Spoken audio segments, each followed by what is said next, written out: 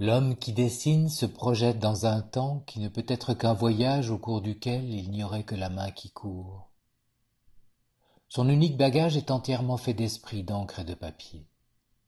Les œuvres présentées ici sont le résultat d'un travail complexe qui se déroule en plusieurs étapes. La première consiste à choisir des lieux dans un proche environnement. Ce n'est pas la beauté que je recherche, mais ce qui pourrait le devenir. Je choisis des éléments de paysage qui, lors d'une deuxième étape, seront photographiés, recadrés, retouchés. Ces étapes préliminaires s'inscrivent dans une perspective de recherche, comme un voyage au long d'un sentier sans issue, sur lequel ne subsistera que la trace d'un passage éphémère. Il n'y a aucun personnage dans ces photos. C'est un monde préservé de la présence de ceux qui pourraient y passer. Pourtant, ils sont passés, et l'on ressent leur absence. Cette absence est comme une présence dans laquelle chacun peut se projeter. À partir d'une photographie fortement agrandie et divisée en fragments, imprimés légèrement sur des pages en format A4, je dessine à l'encre de Chine en réinventant les contours, en créant une myriade de petits visages. Si le dessin est instinctif et rapide, il est contraint par la forme de respecter le souvenir de l'ensemble. Le rythme en est alors l'élément le plus important. C'est une sorte d'écriture automatique qui dure plusieurs mois. Le rythme du temps qui passe et le rythme de l'image de base incertaine agissent comme une partition. Une fois les dessins réalisés, ils vont être numérisés. Un long travail de réunion des feuillets de recomposition de l'image commence. Une fois la composition de base reconstruite, il s'agit alors de lui donner ou de restituer de la profondeur. Mon travail devient celui du graveur. Patiemment, je fais apparaître ou disparaître certains détails.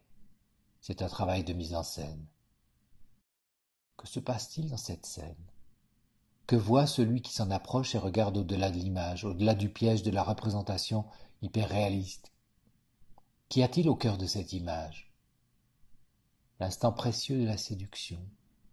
Peu importe ce qui sera dit après, quelque chose a eu lieu. Le regard capte quelque chose de nouveau, quelque chose de surprenant qui le met en cause, qui suscite une interrogation dont il ne peut saisir la réponse.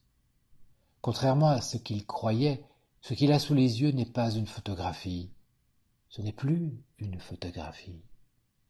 Le visiteur est là, le nez et les yeux presque collés à la toile qui projette une image qu'il peine à saisir. Des milliers de visages le regardent. Tous lui font face, face à face immobile et silencieux, où ces hommes qui se taisent racontent quelque chose qui ne peut être entendu. Quand le spectateur entrera littéralement dans l'image, il pourra y voir une autre profondeur et découvrira de ses yeux ce qui, jusqu'alors, lui était resté caché. La photographie est-elle un gage de vérité? Quand l'observateur découvre les visages, il ne voit plus le paysage, et lorsqu'il perçoit le paysage dans sa totalité, il ne voit plus les visages. Quand nous nous préoccupons du monde, nous percevons très bien notre insignifiance. Quand nous nous préoccupons de nous-mêmes, nous avons tendance à oublier le monde dans son ensemble. Sans la présence physique et la possibilité de s'approcher ou de s'éloigner de l'image, le jeu et le questionnement ne peuvent opérer. Or, à mon sens, ce jeu et l'énigme qui en découle forment tout l'intérêt de ces images. Où se trouve, quel est physiquement l'original? Est-ce le tirage ou les dessins à l'encre de Chine sur des feuillets séparés, puis exposés ensemble, épinglés telle une collection de papillons dans une boîte de naturalistes?